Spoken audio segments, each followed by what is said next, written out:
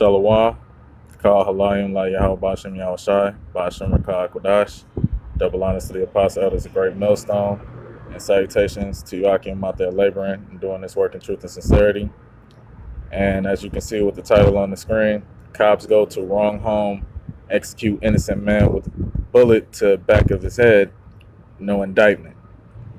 And you already know this happened to another Jake, and it seems like, this is a weekly story, of another unjust murder of Israelite here in Babylon and America, which is, why we need to be delivered out of the hands of our enemies. We need to be delivered from Esau, the son of perdition, the wicked, and we need to be set back in our own land, to be in rulership and to be in a kingdom where justice is executed in righteousness. Because once again, these devils murder another Jake that didn't have anything to do with the crime that they were investigating, as it's about to get into in this article, and they end up putting him to death, and yet there's no charges brought against him.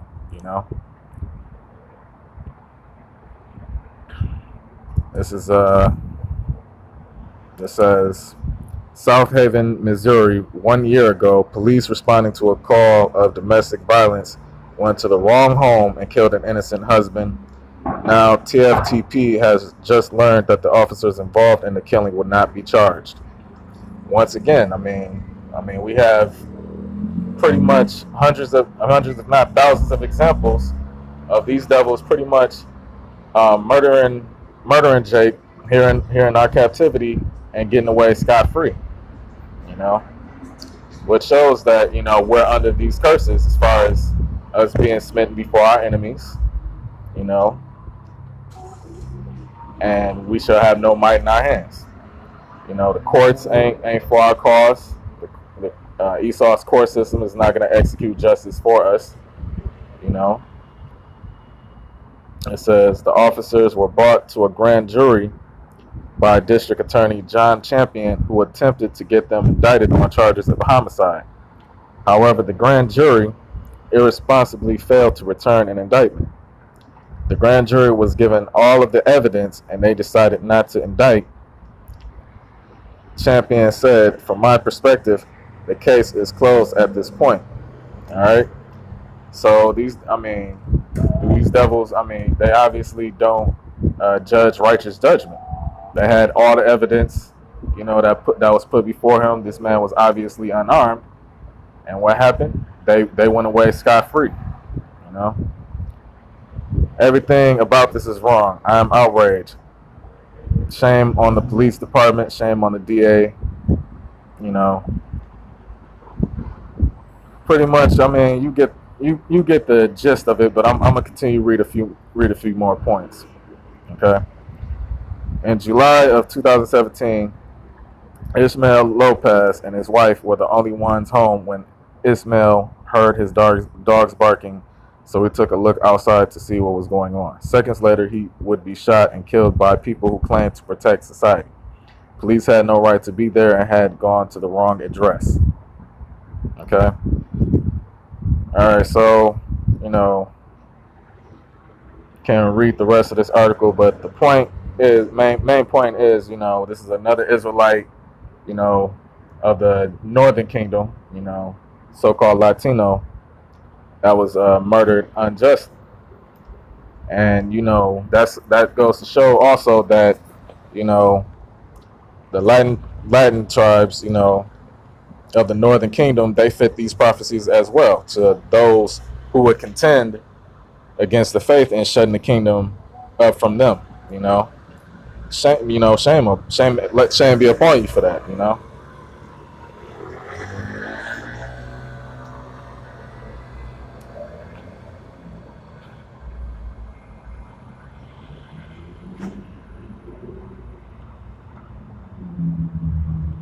This is Jeremiah chapter 50, verse 33. Thus saith the Lord Yahweh of hosts. Thus saith the Lord Yahweh of hosts, the children of Israel and the children of Judah were oppressed together, and all that took them captives held them fast. They refused to let them go. All right. So us of so-called Negro, Latinos, and Native American descent, we're here in Babylon, together, oppressed under Esau, you know, and Esau holds us fast to this day. We're still in oppression to this day. We still are in subjugation to the so-called white man, and he still has his foot on our neck. Okay.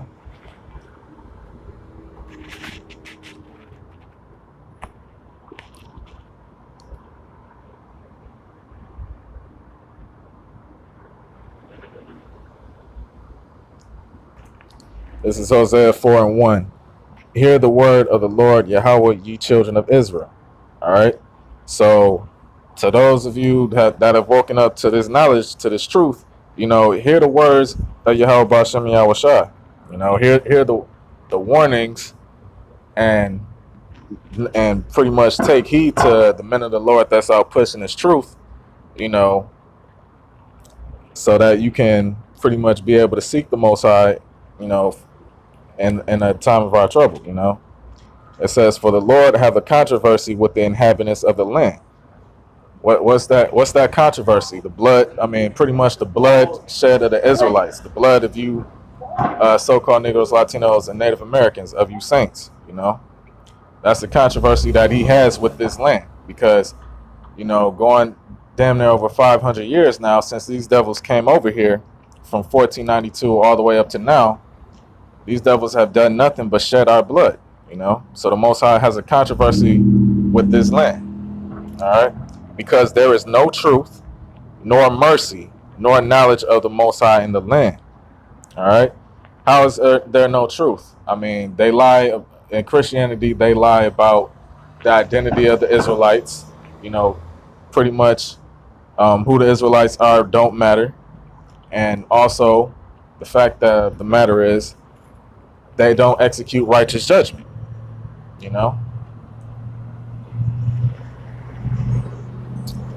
And they speak wickedly concerning oppression, because whenever they kill, one of us Israelites, they pretty much find a way for them to get off scot-free.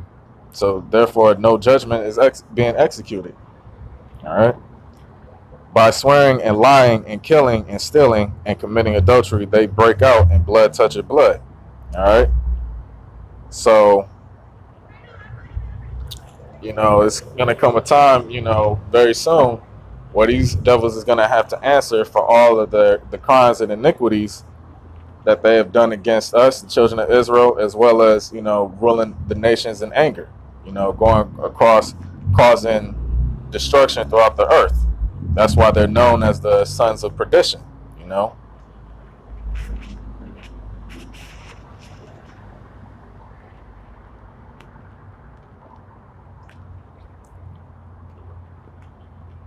This is Luke chapter 18, and I'm going to start at 1. And he spake,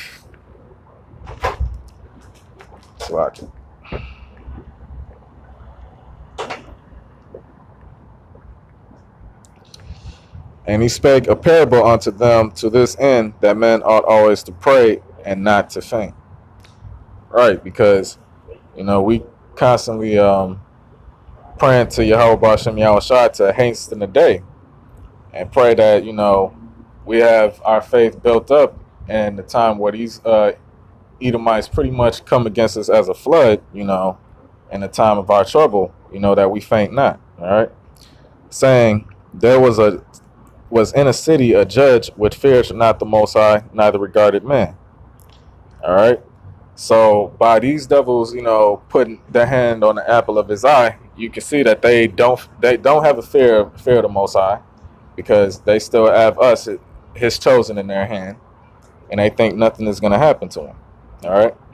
And there was a widow in that city, and she came unto him, saying, Avenge me of mine adversary. All right. So us as a nation of Israel, we represent that widow because we've been put away from the Most High, out of our homeland and out of our former glory. All right. And our adversary, our main number one adversary, is Esau, you know, which would be the so-called white race or the Caucasians today. And he would not for a while, but afterward he said within himself, Though I fear not the Most High, nor regard man, yet because this widow troubleth me, I will avenge her, lest by her continual coming she weary me. And the Lord said, Hear what the unjust judge saith. And shall not the Most High avenge his own elect, which cry day and night unto him, though he bear long with them? All right. Because pretty much like, because this can pretty much be anybody out there, you know.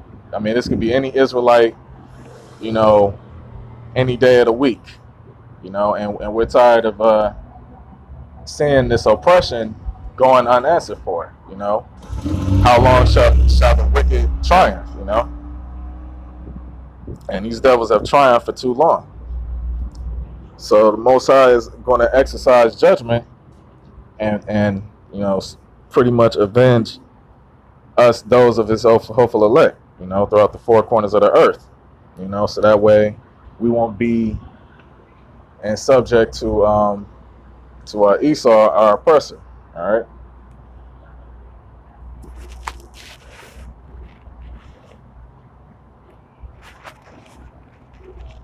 This is 2 Thessalonians chapter 1, verse 6. Seeing it is a righteous thing with the Most High to recompense tribulation to them that trouble you. Right, so it's a righteous thing with the Most High because the Most High is a man of war. Even though he put us in this state and in this captivity because of our disobedience, the fact of the matter is, you know, Esau, being the sons of perdition, is going to face judgment and a payback, you know, for all of the wickedness that he has sown in the earth and towards the Most High and toward the children of Israel. All right.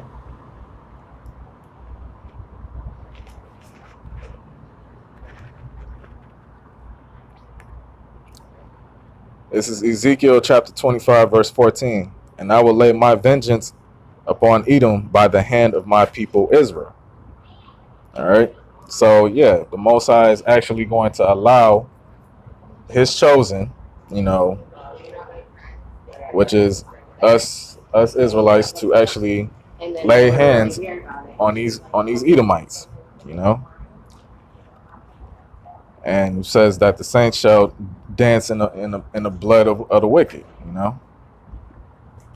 It says, and they shall do in Edom according to mine anger and according to my fury, and they shall know my vengeance, saith the Lord Yahweh. All right.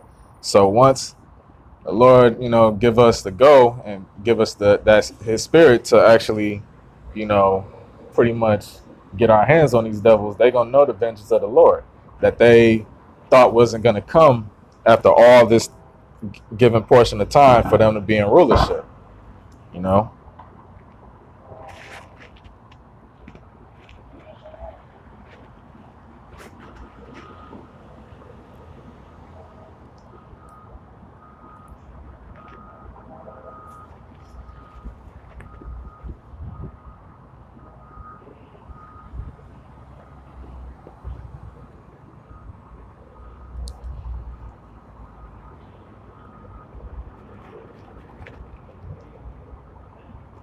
Bear with me for 1 second.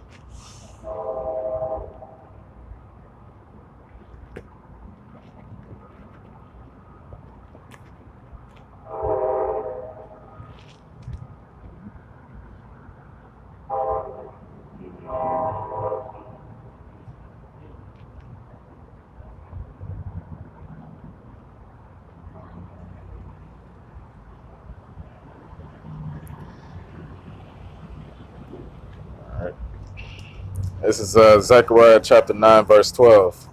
It says, turn you to the stronghold. What's the stronghold? The name of the Lord is a strong tower. The name of Yahweh Bashem Yahushai. That's the stronghold. Having faith and Yahweh Bashem Yahushai that he's going to deliver us, you know, having faith that we actually are going to receive the kingdom of heaven, and that starting with Esau, his elites, and the rest of these nations is going to be in subjection to us, you know. That's turning to the stronghold. All right, ye prisoners of hope. All right, because pretty much this truth is our only defense and our only hope in our day of trouble. All right, even today do I declare that I will render double unto thee.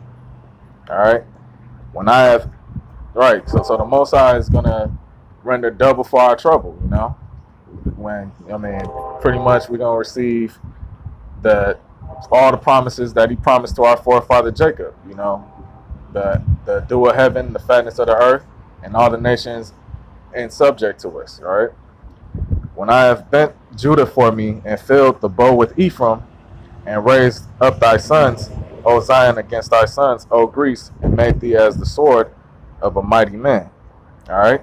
So Mosai is going to bring, you know, the nation of Israel back together, both Judah and Ephraim together, and they're actually going to raise up against these Edomites. You know, when you go into the Greek, you know, the word Greece, you know, that actually goes back to the Japhites, but really, who took over the land of Greece? You know, you got that devil in history, you know, Alexander the Macedonian, who, you know, they called Alexander the Greek, which really he was Alexander the Greek, who was the Edomite. All right, so, you know, pretty much, like, Mosai is gonna bring us against these devils soon to come. All right. So with that, you know, I hope you brothers was edified, and with that, I say shalom.